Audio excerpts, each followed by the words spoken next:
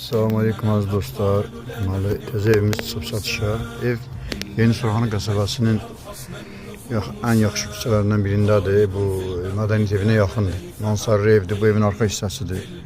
4 sot torpaq sahəsində inşa edilib. Deməli, birinci mərtəbədə 3 otaqdır. Bir də üstə mansardır. Mansar hal-hazırda çıxış yoxdur. Ancaq gələcəkdə güzel mansara çıxmaq olar. Böyle bir möhtəşəm uca evdir. Kürsülü, orada kladovkasıdır. Geniş həyatı var. Həyatına bir neçə maşın rahat girər. Həyatın qabağıdır. Deməli 3, 4, 5 daş kürsüdür. 5 ya 6 daş kürsüdür.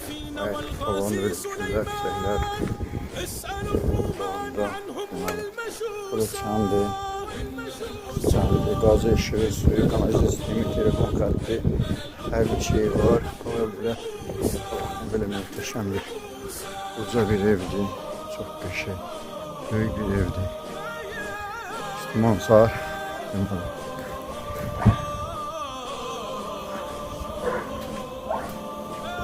Selamünaleyküm. Böyle koridor sistemiydi. Koridordan paylanır. Burada aşağıdan yukarıya üstte mansara kapı var. Yani gələcəkdə pilləkən qoyub rahat çıxma olar. Koridor bax belə koridordur. Selamünaleyküm.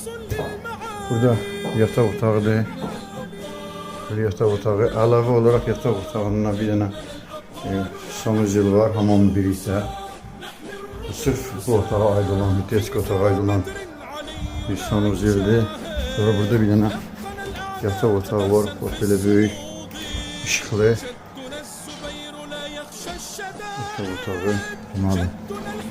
Burada kladovkadır, kombi sisteminin yeridir. Mətbəxdir, bax belə böyük bir dənə qəşəng mətbəxdir. Tam təmirli. Burada da zaldır. Belə bir dənə böyük qəşəng zalı var. Yəni, ev tam lüks, super remontdur. Təzə təmirdən çıxır. Harca 100 kvadratlıq evdir. Üstdə də mansar. Gaz, ışık, su, kanalizasyon sistemi her bir şeyi var.